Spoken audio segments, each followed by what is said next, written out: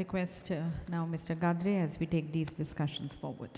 Good afternoon, everyone, and thank you for coming to this panel discussion. We're going to talk about financing for the next wave of renewables. And as has been discussed this morning, we currently have about 200, 210 gigawatts installed. We need to go to 500 gigawatts. And financing is going to be a very critical element of this ramp up that we require. Financing both in terms of the volume of capital available, but also of the cost of capital, because that eventually determines how attractive renewable power is for off-takers. Now, what this next 6-7 years will require is obviously scaling up of existing instruments. It requires developing new structures to bring in capital. It also requires tapping all the different sources of capital in order to make sure that there is enough available in the ways that is needed for this sector. Now, financing is about assessing the risks, the rewards of a certain deal and opportunity. It is also slightly longer term, taking calls on industry trends and what or what not to do with money available. I'm very glad we have 4 very distinguished panelists on stage today from different parts of the industry. We're going to have a sort of wide-ranging discussion here. I want to talk of the risks to the sector because eventually they will determine in what form and how much financing comes in. I want to talk a little bit about the newer kinds of projects being developed, a little bit on the reforms being undertaken in our sector. And I also want to touch upon certain topical elements of financing that we see today. So I'm going to start with Fox and Mandal, Jiva.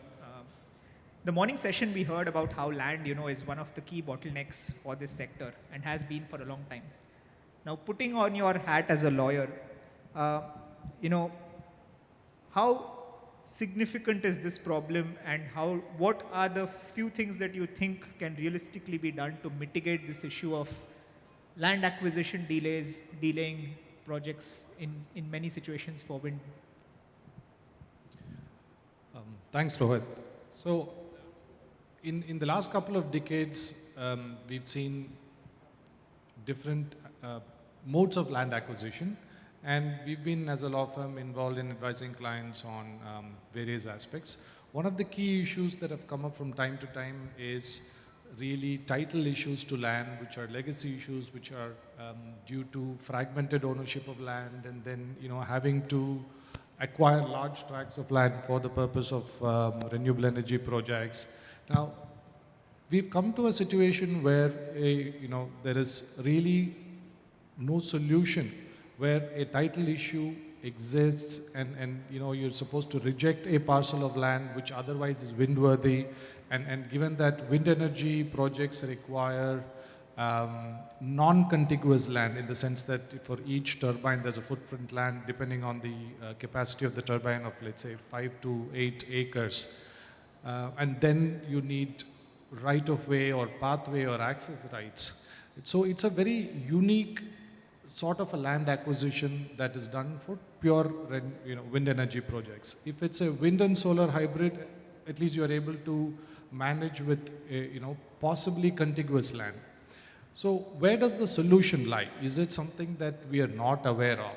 And when you think about it, whether it's private land that's acquired or if it is revenue land that is obtained from the government, the sort of security for anyone who funds renewable energy projects and wishes to run these projects arises if there is sort of a sovereign guarantee on the land. Now, what we are seeing in the state of Tamil Nadu, for example, is where an industrial project is being put up, the government assists in acquiring these lands. Once the private industrial project proponent identifies the land, the government is willing to acquire for the purpose of that industry and then provide the land to the industry. Now, what happens because of that is the entire environment involved in the project, whether it is the project proponent, whether it's the developer, whether it's the lender, whether it's the buyer at some point of time when M&A happens, right? All of these key stakeholders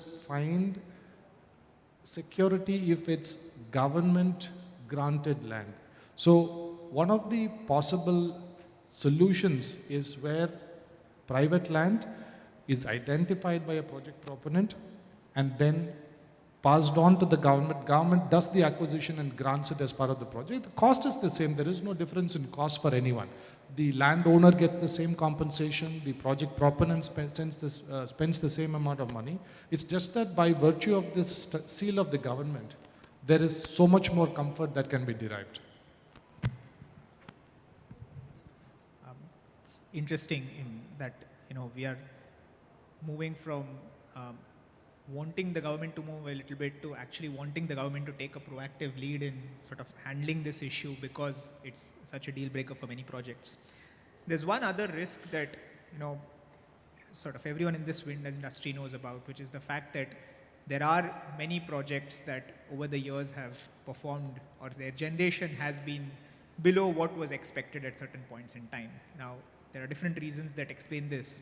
But that's also, speaking to financiers, emerged as one of the risks that people are watching out for. Are projects delivering actually what is promised, and then what can be done? I want to turn to Vinay on this.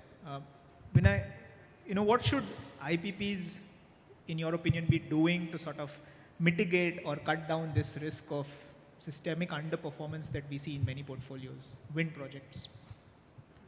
So there's a very different approach between lenders and investors to this expectation of yield assessment of wind and what is actually underwritten and what is actually delivered. And the last few years have been pretty bad in terms of the gap between what was underwritten and what was actually delivered. So lenders, of course, they take the more conservative view. We have two such veterans here on the stage. They underwrite they underwrite the debt at P90, which is not too difficult to deliver. I mean, I don't think any wind farm has missed a P90 unless it's for an extraordinary reason. But when the investor underwrites a P75 generation level, the last at least 3-4 years, data has consistently shown that you're falling short wherever you are in India, between 8 to 10% of the P75 number, and that's not a great thing to have. Now, if you look at this become more like black magic now. How to look at forecasts? We keep, of course, going back and telling our stakeholders that this is a temporary phenomena. This is purely short term. There's no long term correction that we expect, but changing weather patterns and inherent inability of models to factor in those are proving to be very, very difficult to handle. And when you underwrite a model and a plant at P75 and it starts performing closer to P90, lenders are safe, but investors are not. So that's something that it is a reckoning that is common to IPPs in wind across India, and there's no easy answer to that. Now, if I were to take a long-term data set, correct it for actual wind mass data at the site, it still shows a fairly optimistic number, which we are not able to back with conviction. So I really don't know what the answer is, but there's a problem out there which is a big problem, and it's an elephant in the room. Wind projects are underperforming, yield-wise. So is it that everyone needs to take a more conservative view? Is it that the models need to get better? Is it that, more met masks are needed? What is it that one could presumably look at? Yeah, I think there is that problem does remain that after the OEMs have moved away from the development space, availability of data and mass data especially has become scarce.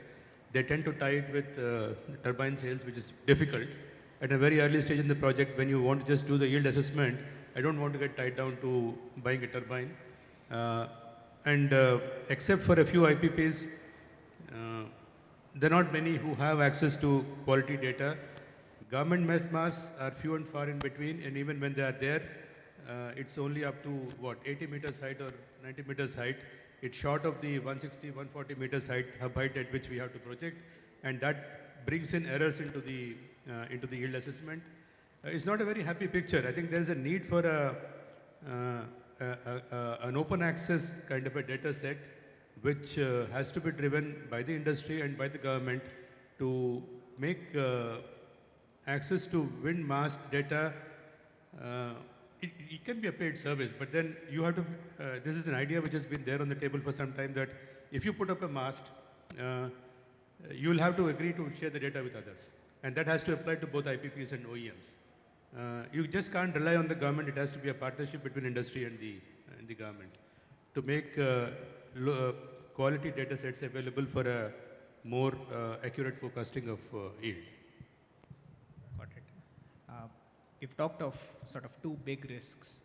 I'm going to turn to a third one that again has been a long-standing one, but that doesn't get discussed enough. So payment delays were one of the top 3 risks to renewable energy projects 3-4 years ago. It was all over the place. There were increasing amounts. The government introduced some reforms. The LPS came in. Now payment delay situation has improved. Receivables has come down for most IPPs. So from a lender's perspective, is all rosy right now? And sort of, are there any long-term risks from DISCOMs still being financially distressed?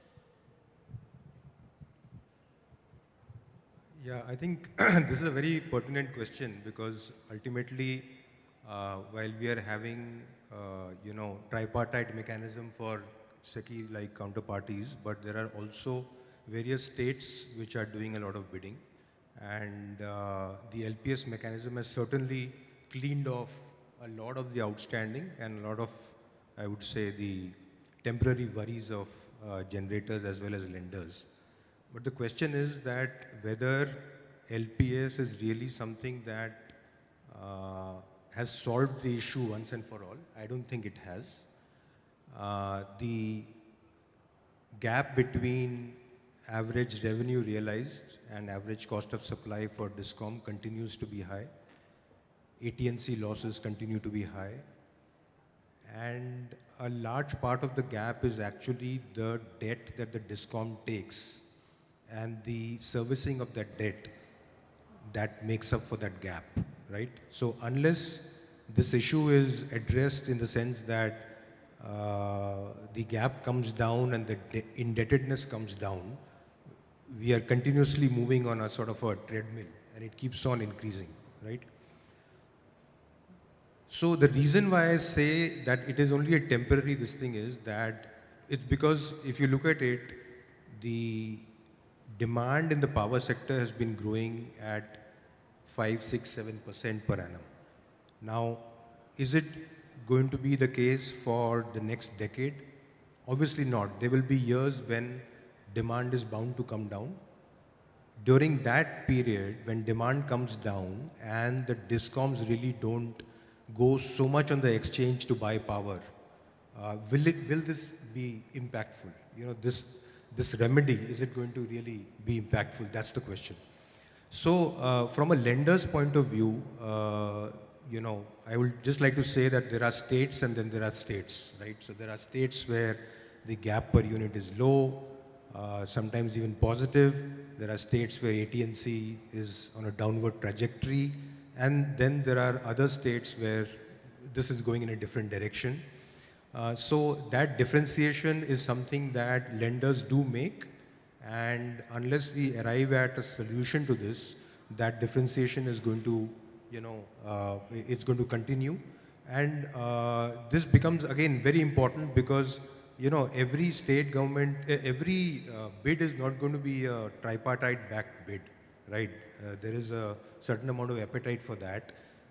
So it's very, very important to address this issue if you want to attract long-term investors, if you want to deepen the market, if you want to ultimately go to 500 gigawatt, which is our goal, and net zero, I think by 2070, if I'm not mistaken. I think this is something that has to be addressed. Thank you. I'm going to turn to Sudhanshu now. We have talked of 3 places where there are a lot of risks, and they're being sort of acknowledged, and there's some solutions on the works. One place where it seems that there is no risk is really the IPO market. It's a hot place right now. Even in the renewable sector, we have a number of sort of solar OEMs who have gone public. There is one issue currently open today. Uh, what explains the market euphoria, and more importantly, do you see a lot of other companies in the renewables value chain going to the public markets? Is that a good avenue to raise money? See, actually, the market response of the market depends on the three factors. One is the liquidity, second is the growth visibility, third is the quality of the company.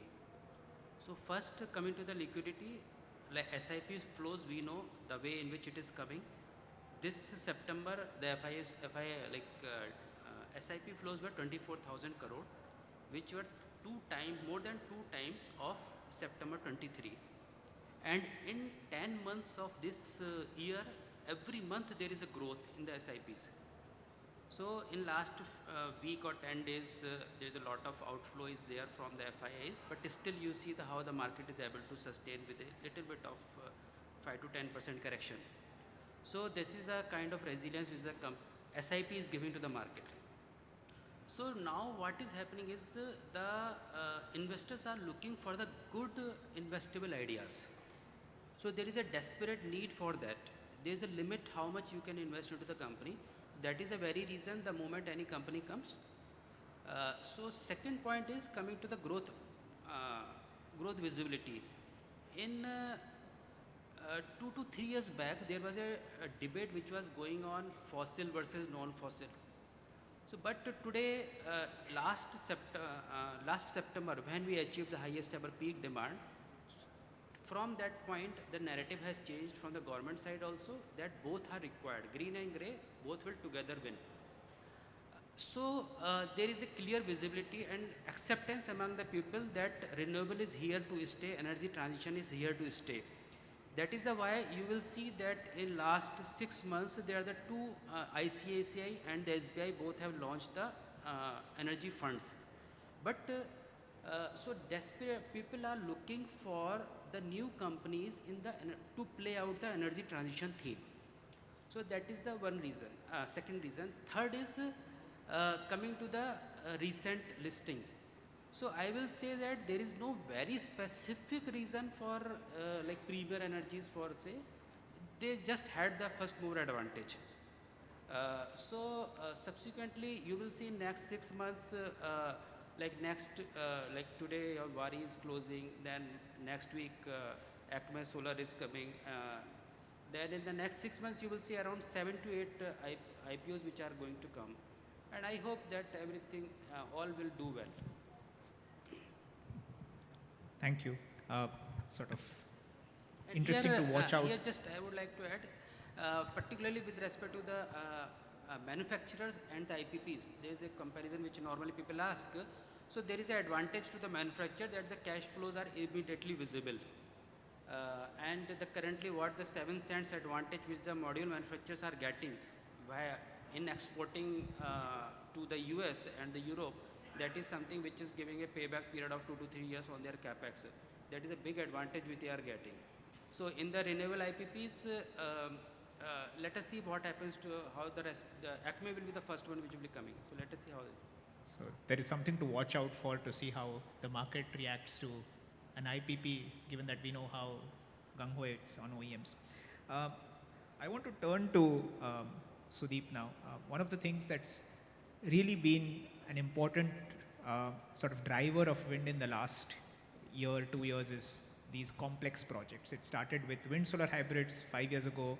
Now you have increasing complexity where the tender supply terms almost mandate you to put up wind. Without that, you cannot get the project off. But what these oversized projects also have, apart from the oversizing, is a big component of merchant exposure that the project needs to take.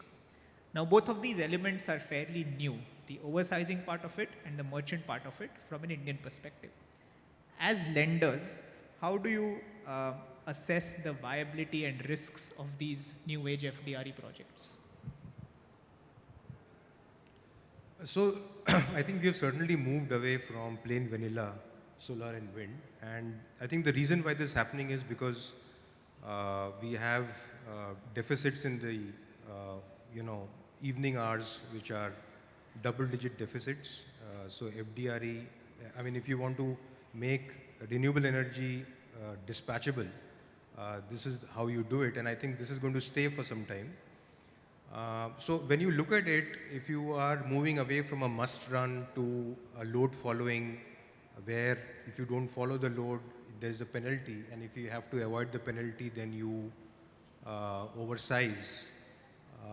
Then the risk is that, 2-3 risks. I think the first risk is that oversizing leads to a higher capital cost per megawatt. Oversizing also means that typically it is, the merchant exposure which goes to sometimes as high as 20%, maybe even beyond that. And we know that merchant markets in India are not very deep. So lenders obviously are very cautious about large merchant exposures in any FDRE project. The other risk, the risks in FDRE projects are not only the risks which are inherent in standalone solar and wind and BESS, but manifestation of the risks will happen when penalties start kicking in higher than merchant exposures are sought to be liquidated, and you find that during those times of the day you are unable to liquidate and you are unable to find buyers on the exchange. And therefore, from the point of view of lenders, what becomes very important is that how complex is the project. Today we are,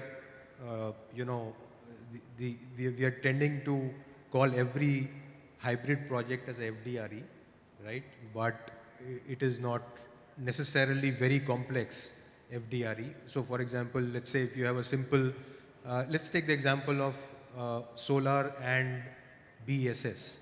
That tends to be a lot more simpler compared to a very complex load following curve which is changing during the course of the year, and you have to keep it for 25 years, right? So what is the degree of complexity, number one? Number two, we always fall back on what is the sponsor experience, right? So let's say if there's a project where wind is being oversized 3 times, but the sponsor experience is more in solar, I think that is something clearly to watch out for, right? And then coming to the implementation risk, as we discussed just now, wind has its own challenges. We've seen that in the last 3 to 4 years. We're talking about P75. Actually, P90 itself now seems to be, seems to be problematic. But the good part is that if you look at the wind data, across regions, you will find that clearly there are wind sites which have performed better than other wind sites, right? So one of the things that lenders will look to do is to look at this data, especially the generation data over the last 3 to 4 years, how it is changing in terms of peaks shifting throughout the year, right? Or let's say, some regions doing better than the other regions, right? So we'll look for such kind of data to satisfy ourselves in terms of the wind variability challenge that seems to be there. Yeah, so multiple ways in which you go down the list to assess really what call needs to be taken on an FDRE project. So this has been one big change in the wind sector, is sort of the revival, or actually the growth coming a lot from FDRE. The other change is something that I want to ask Sudhanshu about. Typically we had Indian OEMs in the turbine market. We had a heavy presence of European OEMs. What has happened in the last year, 18 months, is that the market share of European OEMs has gone down. There is a big entry coming from Chinese OEMs. Today morning we heard that India has more than sufficient capacity of wind manufacturing in the country. Now, with this aggressive entry of Chinese OEMs, how do you view sort of the market for Indian turbine makers, given that it is something you think about, cover, and talk about in your work? See, today the demand is for 3 megawatt plus turbine. So we should look at the capacity, available capacity for that part majorly. Second thing, so from that angle, I feel that there is enough demand in the market today for 2-3 large players who are already there in the market, who are garnering almost 70 to 80% market share. So I don't see competition today. There's enough opportunities for all the players. So, not really concerned about sort of, Yeah, entry because of the marketplace. see, there are the 3 players, and all have their own strengths, and so depending on the priority of the developer, they go for that. So there is no, as such, as of now, there is no concern at that front. Got it. I want to come to another trend, a sort of a more troubling trend that we have seen. And I'll start with Jiva first. There are a number of states that are introducing, what is called resource charges. Tamil Nadu being the latest, but we have had Madhya Pradesh do it, we have had Rajasthan do it, we have had some northern states do it for hydropower, which is essentially putting a sort of a tax on renewable energy projects that are being built with certain configurations or in certain areas. Do you see this as a trend that will pick up speed? And is there some way in which we can balance the fiscal needs of states and the needs of the developers? So firstly, on behalf of the industry, I hope it does not become a trend. It should be curtailed at the earliest possible. And I think we will see as a matter of course in the next, couple of months, if not, in the next few months, that many of these charges are going to be challenged in courts as discriminatory and whatnot. There will be judicial decisions, and there will be challenges on judicial decisions and all of this. But here is how, as a participant in the sector, I look at this. Applying a resource charge or a cost or a fee on the basis of preserving the resource of a state for use within the state is not really in line with the union's charter as a country for us. Secondly, applying it retrospectively certainly does not work because financing is completed. Just because a project is not yet commissioned, it does not mean that things are still on the drawing board. Many things have happened, financial closure has been achieved, project implementation is underway, and you can't come and burden a project with something so large. Look at the number that we're talking about. It's not something small. We're talking about 7-8% of a per megawatt cost. Right? So that's possibly the amount of profit that the suppliers, OEMs look at in the current market. But what would be clear, or what should be clear, is if something like this happens, this is prospective, taking into account the fee is fixed, not just looking at the state's resource, but also on the basis of the investment that comes in, the technology that comes in, the OEM, the project proponent who come in, the lender who needs to earn from this. The entire environment needs to be preserved, and it needs to be a meaningful number, if at all there is, and it should be always forward looking. Anything else would be destructive for the environment. I want to get Vinay's views also on this. First part, put on your sort of revenue officer hat. Is this something that, more states can pull off? And the second part then, as a developer of renewable energy projects, to what extent do you think this will sort of reflect in the confidence that investors have? To what extent will lenders start questioning and pulling back if states introduce these kind of resource charges? Yeah, if you put on the taxation hat, I think it's a fairly simple thing. The 7th schedule of the Constitution has got a very clear demarcation of taxing powers. It says that states can impose tax on sale of electricity, It is also called electricity duty in some states. So you only have those two that states can do. Jiva spoke about hoping that it doesn't become a trend. It's already becoming a trend. Rajasthan has its own version on a per megawatt basis, which they call a development charge. Newest entrant to the resource taxation is, of course, Tamil Nadu. But in between, we had Madhya Pradesh. They imposed a Harit Urja fees for plants which were exporting power outside the state, 10 paisa per unit. States know where their limit ends. So the way they design the tax is they don't call it a resource tax. They call it something else. It's like a fine tap dancing which keeps them clear of the constitutional breach, but still makes it somehow legitimate before a court of law or before a regulator. But we all know that at the end of the day is what they are trying to do is very fairly clear. It's a resource charge. Now, the answer to that is probably slightly more utopian.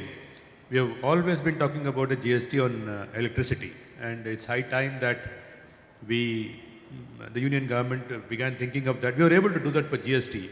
This is nothing compared to the GST achievement of the government. And once you, the GST example is a good precedent of how 78 to 79 odd taxes were subsumed under a single tax. And it's essential that that has to be taken up as a fairly large project. It's not only going to reduce the cost of electricity and allow the incidence of taxes along the value chain, and industry is going to be a great beneficiary. The discoms will suffer because they can't pass it on to almost 2/3 of their consumers who are residential or agricultural, where it is not possible to pass it on. But to the extent 50% of the electricity generated in India goes to this commercial and industrial sector, is going to be a huge benefit for the sector. And when that happens, all this will get subsumed in that. And it's essential that you look at this in the larger scenario of the need of the sector to have uniform taxation, and GST being right on top of that list. Got it. So again, something that isn't discussed enough on these forums, but is important to do is this reform of bringing electricity under GST. I want to turn back to Sudhanshu. Sudhanshu, we have had a lot of discussion on, what are the risks, and some of these are to the wider renewable space, some of these are very wind specific. Now, there is a sort of understanding among some people that, wind projects are riskier than solar projects because there is inherent variability, because there is a longer development timeline. Now, in your opinion, what should be done to get more money flowing into wind IPPs? What are the steps that could be taken? See, we don't have pure wind IPP that way. So, actually the investors don't like uncertainty. And higher the uncertainty, more upside and both downside risk you have. The problem is, I will not say the problem, the whole sector is going through the evolution process. Like we started from, hybrid, then RTC, then FDRE, then within FDRE we have the multiple combinations, demand fulfillment ratio, other things. So there is a gap in understanding that what will be the return profile of these projects after 5 to 6 years. What is the, actually whether the commitment what the developers are making to the utilities, whether they will be able to fulfill in terms of supplying the power, matching the demand profile. So there is a gap. And as we were talking to Vinay recently, the problem is today everybody has become expert. And on the social media, today, some people say that, 1 month back, people started saying that solar plus BESS will replace the wind. And there was a lot of campaign to convince that this is possible. The recent, most latest,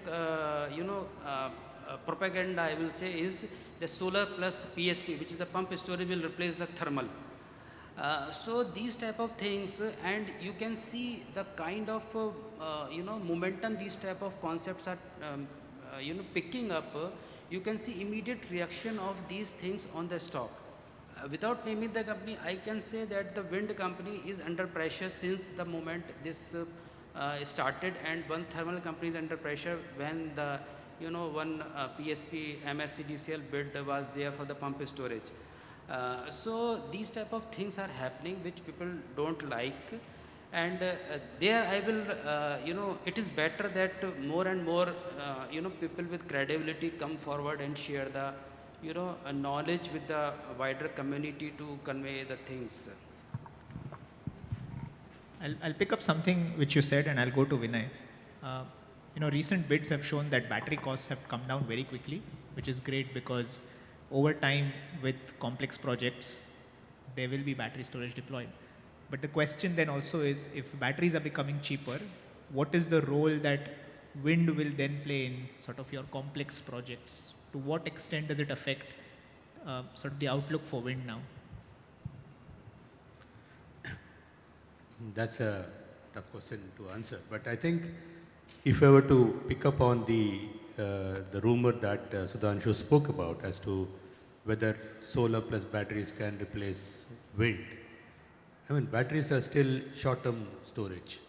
Unless you have long-duration energy storage, we call it LDES, at the price point of the battery, only then wind probably will have an existential problem. We're talking about in excess of 6 hours. We're not even crossed 2 hours, and the technology inherently is incapable of more than 2 hours of support. So I would look at it that way, that if you have a viable long-term energy duration, long-duration energy storage with a 6-hour or more kind of a cycle time at the price point of a lithium battery today, then yes, that could be a possibility, but not otherwise. Next question, Sudeep, to you. Something that's been discussed for a long time in India and something that's quite popular in a number of countries is that commissioned renewable assets are sort of put into infrastructure trusts, because theory says that any asset which generates regular cash flow is best put into a trust that recycles your capital. However, having said that, we have only had 2-3 probably renewable energy InvITs in India. What is it that is holding back renewable InvITs, and do you see this changing in the next 2 to 3 years?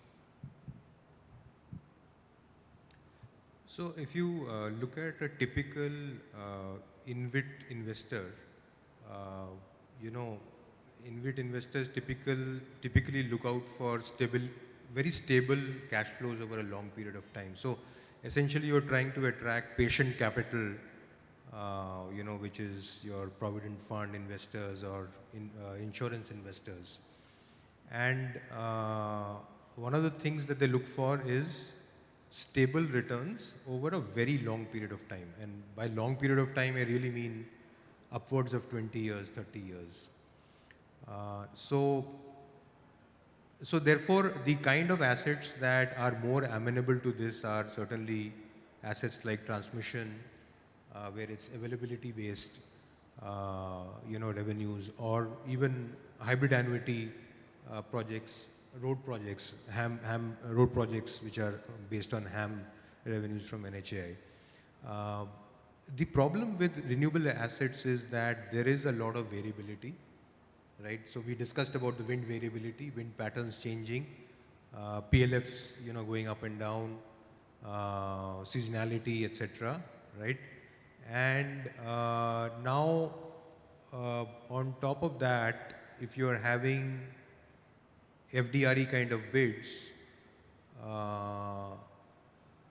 the question is whether patient capital will have the same risk appetite as an FDRE equity investor. So at the end of the day, InvIT is somewhere in between debt and equity, right? It's like a hybrid capital, right? So what we are really looking for is perhaps if you have, let's say, a power InvIT with transmission assets, maybe you can put 1 or 2, renewable assets into it. Pure play renewable InvIT, I mean, unless it is really very stable, right? I don't think really it can be used as a very meaningful recycler of capital. I think a better recycler of capital for a renewable asset is going to be perhaps the bond market. So let's say that during the construction phase, banks come in and lend. Do project finance assessment and lend.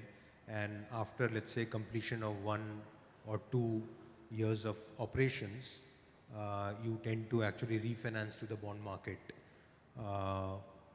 What that will do is it will not only recycle the bank debt, but it will also perhaps, the debt sizing may be more appropriate during the operational phase, right? You can actually do a little bit of oversizing of the debt and then use that oversizing to sort of look at other avenues for that oversizing. So that is a better way of recycling through the bond market, and the perhaps what will drive that is global ESG capital flows into India, where a lot of the international bond investors may want to participate. However, for that to happen, obviously sovereign ratings will have to, improve from where they are. So here I will just, Yeah. with respect to the InvIT, we attempted that integrate is there, which is the InvIT focused only on the transmission assets. So investors were habitual of, transmission asset typically has a 40 years life with a stable return. So there was a mindset of that. So like Integrate was trying to venture into the renewable assets also. So they were looking for fundraise. So I was part of that exercise. And with a lot of efforts, we were not able to convince the investors about the future return profile of the renewable projects. And they could not, it was not successful. Thank you. We are running out of time, but I'll ask one last question. Jiva, we have talked of, Sudeep talked of long-term investors, getting in patient capital into this sector. What are the sort of 1 or 2 big things that are flagged if an international sort of fund or investment has to come into India?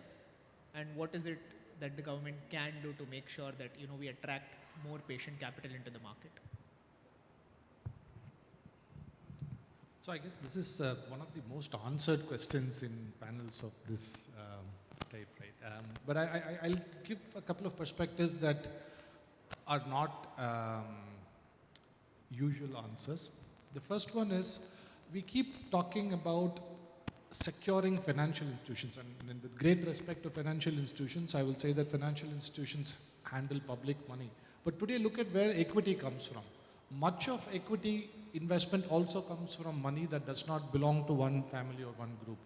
We are talking about the pension funds who provide money to projects. We're talking about, private equity firms or larger, institutional funds that are brought in the form of equity, right? So one key change in the mindset I think that's required is to move away from saying that secure the lenders at the expense of equity providers. Lenders and equity providers are both long-term funding providers and should be treated no differently. That, I think, is a critical change in mindset that's required, and so long as we pursue as a policy that we will only protect the lenders and not equity owners, it's going to be a problem getting capital. And the usual answer, which is still valid and relevant, is that we do need policy certainty, long-term policy certainty, and maintaining sanctity of contracts, irrespective of whether it is signed by government or by private parties. Right? Courts are always willing to come up and say, I will protect the sanctity of contracts between private parties, but governments are allowed to shift stances. They're allowed to shift goalposts, and even if in a delayed fashion justice is provided, it's justice denied. It's a matter of fact that if you take 5 years to decide on a case where a government has reneged on its commitment, then there is really no policy sanctity or uniformity, right? I think these are pretty much the suggestions that I would have. There are many things that people on the panel would have disagreed about, but I think this need for certainty and contract sanctity is one that is unanimous across the board. I have a list of questions, but unfortunately we are running out of time. What we'll do is we'll quickly open up for 1 or 2 questions from the audience. If you have any questions, please raise your hand, introduce yourself, and who you would like to ask the question to. Chintan sir, yes. Can we get a mic for? To some extent is in place in terms of structures and all. As far as debt is concerned, in light of the sovereign green bonds and the green taxonomy that was announced in the current budget also, would you think we are at the right time to float long-term asset-backed bonds, essentially move to the money market from the term lending, so that you have churning of the capital in the term lending to the bond market? Anybody can answer. I think what you are saying is already happening. There have been various IPPs and developers who have tapped into international bond markets, created restricted group structures, right, with covenants in place in order to take out bank debt. So that is already happening. The question is whether it can scale up much more than what has happened in the past. And like I said, the answer to that is, so typically, these restricted group structures will be rated much below the sovereign rating, which is right now BBB minus. So two things are needed. One is, can the sovereign rating go up, right? Can India's sovereign rating go up? Number one. And number two, in terms of India as a destination, I think as Jiva pointed out, are we having policy certainty, sanctity of contracts? Are ESG-oriented funds looking at India in a big way? India is one of the countries which is growing very rapidly, very few emerging markets which is growing rapidly.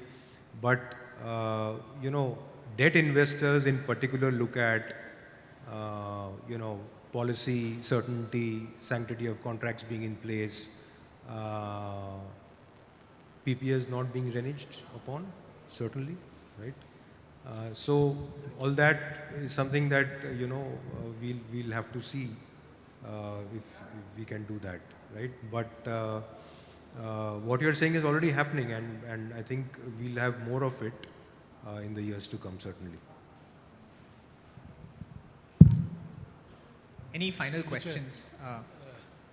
Gentlemen, My in the name back. is Vinod Kumar, and my questions to all the financial people who are sitting, and particularly to Mr. Sural. Government has announced offshore wind projects, and I don't think so that 2030 targets can be completed until unless the wind power generation is also integrated into our national grid. So have you been looking to any financial proposals forwarded or being taken up by the wind power developers or EPCs, etc. in this regard? Have you ever interacted? What's your take on that? My question. Thank you. Question was offshore wind, there is a 2030 target. Have you looked at any financial proposals, or more generally, what is the activity on the ground happening in terms of financing for offshore wind? I mean, it's a little way off right now in terms of where we are on offshore wind, and I think while there is a subsidy that is there, but the question is whether that subsidy is going to suffice or not. See, the offshore wind, I think implementation challenges are going to be much more compared to routine. So proposals are, obviously not yet forthcoming. In the spirit of the question that was asked, I'm going to put everyone on the spot here. So the data that BNEF has tracked shows that in calendar year 2023, about $4.5 billion of financing was committed to new wind energy projects in India. So that's a mix of equity and debt. So that's $4.5 billion in 2023. What would be each of your sort of estimates for the annual average from now to 2030? So last year we had $4.5 billion. If you had to pick one number for between now and 2030 as an average annual number, what would that number be? We'll start from Sudhanshu and then down on the left. I think on an average basis, we can take around 30% growth over that. Okay, So so 30% each year. We'll work out the maths, but that's Sudhanshu's answer. So I would say the annual average from here until 2030 is going to be between 11.7 to 12.3 billion. Perfect. You have worked out the maths for us. We'll come back to you. Vinay. I'll answer that in terms of megawatts. 2017 was the best year we had, 3.5 gigawatts, and we'll probably do the same thing this year. The ask rate will be go to 5, so the percentage increase is between 3.5 to 5 per year. So that's the kind of increase you would see going forward till 2030. So more complicated maths. Sudeep. A little bit more complication. So I think our view, our house view is that we are going to end the year with about 50 to 53 gigawatt of wind. And in the next 5 years, we are going to reach about somewhere between 95 to 100. So obviously, you can do your math and see rupees crore per megawatt, how much that will be. Addition of roughly about 45, right? Got it. So all of them have asked us to work out some numbers. It's the lawyer, surprisingly, that gave us a straight answer. Thank you so much. I hope all of you have enjoyed the panel as much as I have. Please put your hands together in thanking the panelists for this discussion. Yeah, as we put our hands together thanking our panelists, we would also like to honor them with a memento. May I request Mr. K. Bharati, the Executive Committee member of IWTMA, to please join us. But before that, I would like to request our moderator to kindly present to all the panelists, and then Mr. Bharati presenting it to our moderator. I think you can start with Mr. Sudeep Sural. Thank you. Mr. Vinay Pabba. Mr. Jeevanandham Rajagopal.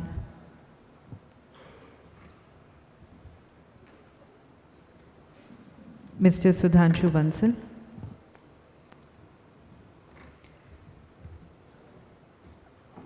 And requesting Mr. Bharti to kindly present it to the moderator, Mr. Rohit Gadre.